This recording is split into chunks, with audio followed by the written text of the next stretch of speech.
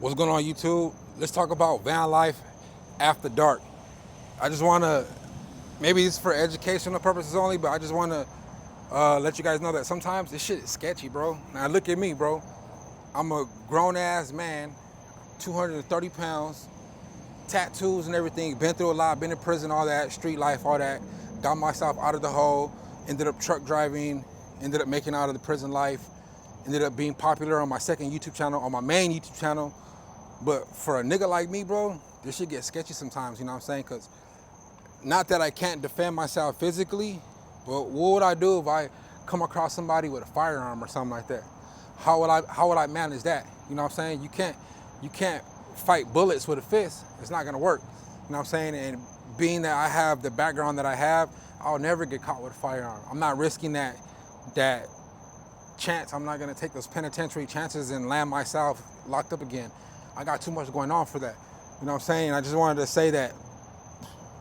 Because I know there's a lot of people who are maybe not as tough as me. I'm not the toughest person in the world, trust me. I haven't won every battle. I'm just being real, bro. Like, how can I start a YouTube channel and not be transparent? I can't be fake. There's no fake bones in me. There's not an ounce of fakeness in me. You know what I'm saying? I gotta be real 24/7 at all costs. Or else I won't feel right. I won't be able to sleep at night if I can't be real with the people who are watching me. That's the least I can do. You know what I'm saying? If I don't owe you guys anything, at least I owe you guys authenticity and being a genuine nigga, person, man, however you want to call it. Excuse my lingo. But I can only imagine for the guys who are not as tough as me and the ladies. You know what I'm saying? I know there's a lot of women that do this. And I just want to say, man, you always gotta be skeptical. Always keep your head on the swivel. When you're camping in your vehicle, whether it's a van, a trailer, a car, a pickup truck, whether it's in a tent, always be aware of your surroundings. And I know that might sound cliche. That's something we heard our whole lives growing up. But for real, you gotta apply it though. Don't just let it go through one ear, not the other. Apply that shit. When you're trying to pick a spot to camp at, make sure you go double the block, spin the block, right? Like I'm a rapper. Go look for the ops. No, you just go analyze that shit, man. I gotta turn the camera around. Yeah, just make sure it's safe. Make sure it's safe, man. Spin the block a few times. Make sure there's no suspect ass vehicles in the area. Make sure there's no sketchy people. You know what I'm saying? Always go with your gut. Always go with your gut instinct. Because your gut instinct is never gonna let you down. And I didn't mean to shake the camera, turn the camera around. I wanted to, I gotta practice what I preach, right? I had my back turned. I couldn't see anything behind me. And I feel hella vulnerable. So that just goes to show you, there's cars and everything around here, you know? Cameras, lights. I still feel vulnerable with my back turned, not being able to see what's coming up behind me, who's behind me. You know, good thing I have a dog. And that's another thing. If you're out here van lifing by yourself, get a pet, get a dog, get somebody who can protect you. And if you can't afford a big dog, 'cause I know dog food and shit gets expensive, get a little chihuahua or something, right? They'll still be able to hear better than you, and their senses are a lot more accurate than our senses. Like, can't dogs smell 40 times better than us?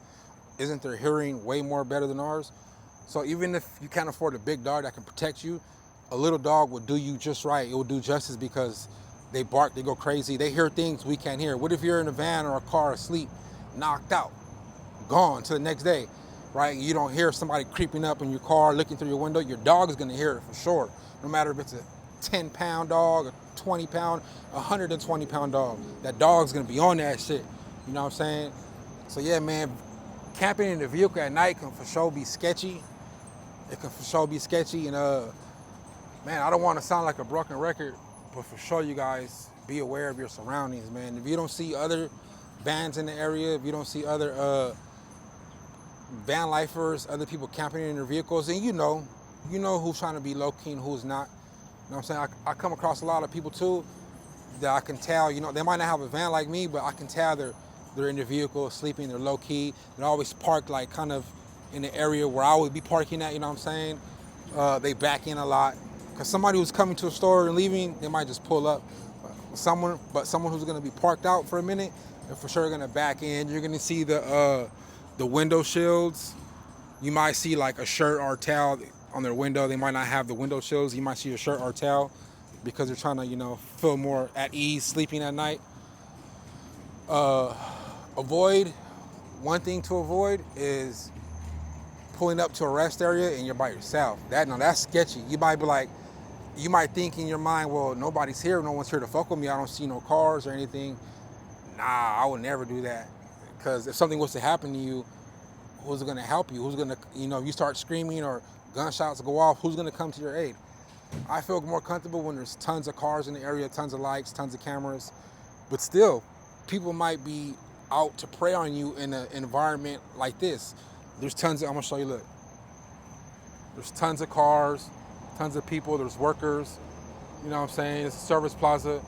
So, and this service plaza is open 24 hours a day. But still, at the end of the day, you got people who prey on people and will come to a place like this and blend right in, and you don't know what their intentions are. So with that being said, man, just hope for the best, but expect the worst. Hope for the best and expect the worst. You know what I'm saying? What I mean by expect the worst is that's going to keep you on guard. Expecting something's going to happen to you, even though it doesn't, that's for sure going to keep you on guard. You know what I'm saying? And if you can, get you some pepper spray or something. Get you a pocket knife that's legal. I know different states, like the length of the knife varies, but get you something that's good. Get you a little 4-inch knife, some pepper spray, or what's a good, I'm gonna give y'all some free game. A machete. A machete is legal. I don't know how it's legal, but it's a landscaping tool. It's 100% legal. A machete, like that's crazy, you know what I'm saying? A machete, a baseball bat is legal. Man, get you a bat with some nails in it. It should get you a wooden bat, put some nails in it.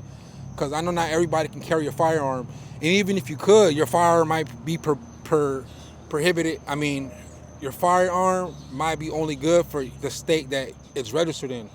A lot of people, like from Arizona, for instance, they have guns. You come to California, that shit goes out the window. You go to Illinois, New York, that gun goes out the window because it's not your state. If you're from like Oklahoma, Arizona, and you legally have a firearm, that shit doesn't apply in other states like that. It really doesn't. So just make sure you play that shit smart, man, and be wise. Be wise. Man, the only thing I can really say is keep your head on the swivel. Always be aware of your surroundings, bro. For real. Always be aware of your surroundings. And don't let nobody befriend you. 'Cause a lot of people might befriend you and have bad intentions. Don't be quick to be buddy-buddy with somebody that you just met out here on this road. Especially if you're a female or woman. Ask for social medias. Ask for the Facebook. Take that shit slow. You'll come across them again. If they're out here really trying to be your friend and they're doing the same thing you're doing, living in the car, van life in it, you'll definitely come across them again. But just don't be too buddy-buddy real quick off the dribble that fast. You know what I'm saying? But other than that, that's all I have to say, man. I wanted to share that with you. Here's my van right here. Look. I'm going to start doing these videos more professionally. That's the least I could do. Oh, I didn't turn my light off. Right there's my baby. Nacho. Look, boy, look. Nacho, look. I got my dog. Look here, look. Look, I got my dog, look. Nacho. Yeah, so out of everything I said, I hope it registers with you guys. The top, maybe my 3 things: get you a dog, have you a form of protection, a pocket knife, a bat, pepper spray, a taser. If you're van lifing it in your own state that you reside in and you're just going up and down the coast or up and down different places in the state you live in and you do have a registered firearm, take it with you. As long as you don't leave the state, 'cause I don't want nobody getting in trouble, bro. I don't wish jail on nobody. Like I said, man, I did that shit. I did it 10 years. Be aware of your surroundings, bro. Be vigilant. Have your head on a swivel. Always just keep this in mind. Always pretend someone's out to get you. That way you could just be ready, like, you know what I'm saying? But don't overwhelm yourself and don't get all stressed out. Because most of the time, no one's gonna fuck with you, bro. Unless you make yourself vulnerable. Like I said, you park at a rest area in the dark by yourself. You're the only vehicle. or you're out here being friendly, or if you're a woman, it's another thing. Van life women, please don't be out here half naked and booty shorts. I'm nobody to tell you how to dress. You know, I want everybody to express themselves how they express themselves. But when you're out here in the summer with little booty shorts on, walking around in flippers, exposing thighs and little, you know, exposing your chest too much, you got creeps out here, especially at these truck stops. These truck stops, you got creeps. You got creeps that they see a beautiful woman and their mind just wanders. Their mind goes a million miles, you know what I'm saying? A lot of people out here are not fly like Roughneck, like me, and can't get no action, you know what I'm saying? And maybe are just, they're so down to risk it and throw it all away to harass you as a woman. Like, subscribe, we're going crazy, man. My main YouTube channel, Roughneck TV. Thanks, appreciate you guys.